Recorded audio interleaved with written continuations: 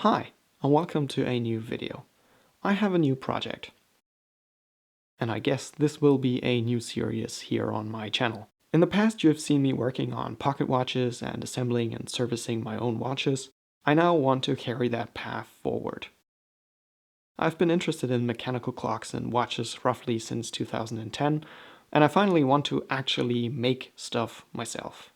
I want to finally start creating tools and components, but I know that it will be a learning curve from pure improvisation to doing actual competent work. Eventually, down the line, my goal will be to make a clock that is as accurate and precise as I can possibly make it. To get there, I need to teach myself the basics.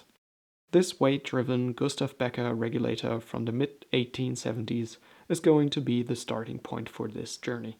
My goal in the first place will be to revive this clock and make this movement as precise and accurate as I possibly can. The reason why I think this clock fits so well as a project is that it was intended to be a fairly accurate clock in the first place. The clock this movement was in originally probably looked somewhat like this. These regulator clocks don't have a seconds hand because over the long run they were not accurate enough, and they often also don't have 1-second pendulums. Clocks like this were the main timekeepers in private houses of middle and upper class families during the second half of the 19th century, and these clocks are a symbol of the Industrial Revolution themselves, making reasonably accurate and precise time at home available to more and more people for the first time in history. These clocks were industrially produced, and I guess they kept time to probably roughly a minute a month, maybe a little less, but they were no high precision clocks at all. My goal for this movement will be to first bring it again within a minute a month, and then down to seconds, if everything works as intended.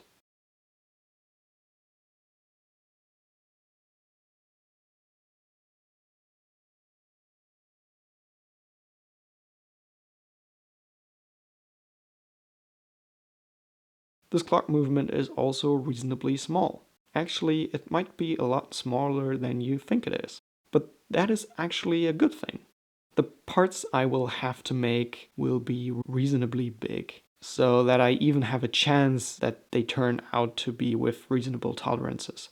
But at the same time, these parts will be small enough so that my tools, machines, and the raw material I need to use won't have to be giant and therefore super expensive. I bought this clock on eBay, and here you can see the way it came. I have done nothing to it, and the first part of the video series will be to take it apart and evaluate it, then clean it and make it work again. Actually, this movement, the way you see it here, is everything I have.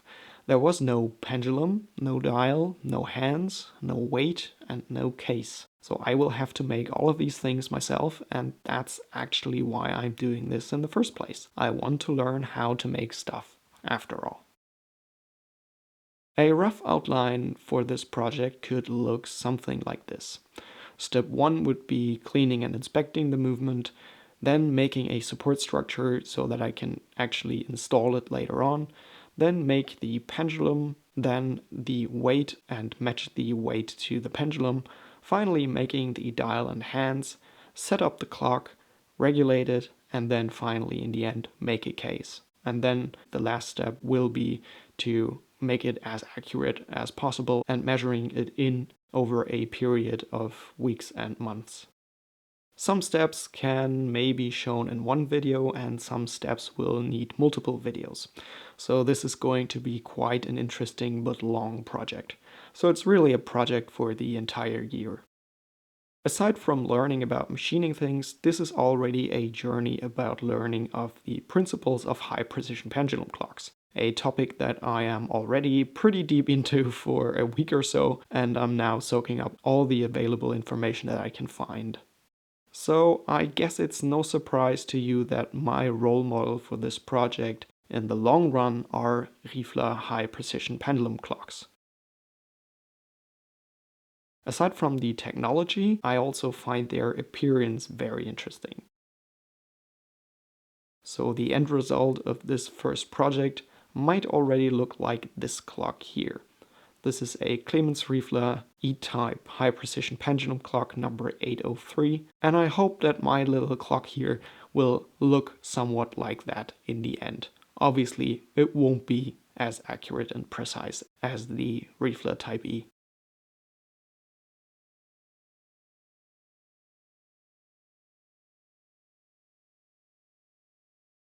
I hope that I will make sufficient progress to be able to make roughly a video a month about this project, in addition to the normal videos that I do anyway. But we will see how that works out. Ultimately, after the completion of this pre-project, my goal will be to build a full-scale 1-second pendulum high-precision clock and try to make it as accurate and precise as I possibly can with the tools that I have available.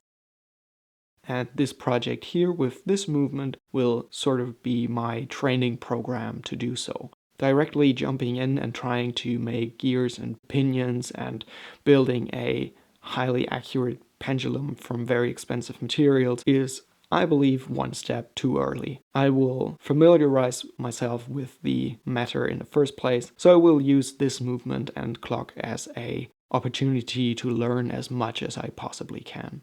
So if you want to learn with me how to build a clock, use a 3-axis mill, make a pendulum and so on, subscribe to this channel and join me. I would be very happy to have you on board, and I see you in the next video.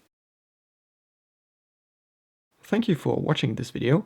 I hope you enjoyed it.